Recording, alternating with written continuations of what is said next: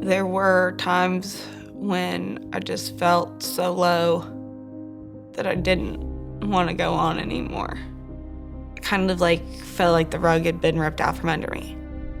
It's an evil disease. And it's been really mean to my Megan. And I worry about what all her little body has been through. Men, by nature, we want to fix things, okay? And I think the hardest part to realize is you can't fix this. I mean, I would estimate that I probably saw at least a couple dozen specialists and doctors, if not more, on the process to diagnose this. You know, my mother took me to every doctor that she could get to listen to us. And we just kept going and going and going. Gynecologists, neurotherapists, regular therapists, psychologists, social workers, gastrointestinal specialists, urologists, neurologists, saw an internal medicine specialist, infectious disease specialist. You know, they had me in to do a colonoscopy a couple times. They performed biopsies on my liver and kidneys. They thought I had low blood sugar because I was fainting, kidney stones, then bipolar disorder, clinical anxiety and depression.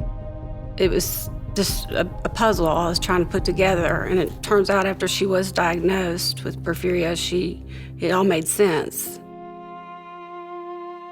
Tuesday's porphyria could be she can't get comfortable in her own skin, no matter which way she lays. And then Wednesday's porphyria can be she can't get too far away from the bathroom because she's so nauseous and she hasn't eaten or drinking anything and she's starving. And then Thursday's porphyria could just be downright pain. And by Friday, she could have all of that or any combination of it going on at one time. And then the fatigue of not sleeping. And then there's confusion. There's agitation. It's just tough. It's not fair. I think we've been cheated out of a lot of things. Instead of going to a movie, we've gone to treatment. Instead of going on a trip, we've gone to the hospital. 1/3 of the years on this earth I will have spent in the hospital if I continue going as frequently and as often as I do now. When I think about lost time, of course, I think about not being able to go to a good friend's wedding or missing out on Christmas and Thanksgiving because I'm in the hospital. Those are big things for me as far as time, feeling robbed of a career that I, spent 4 years in college working towards. I just was kind of stagnant in this one place with porphyria. At first, I think people thought Megan was drug-seeking, and a porphyria patient is not drug-seeking.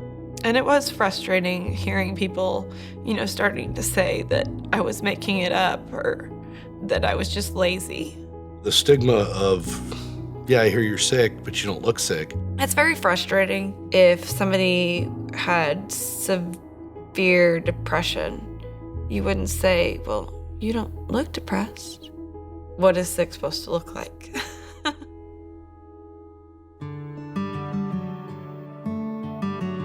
You have a healthy respect for what porphyria can do to a person, and you also have a healthy respect for the person and what they can do even though they have porphyria.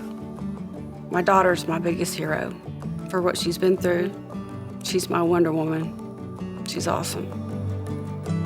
When I think about the future for porphyria, the number one adjective that I'd use right now is hope.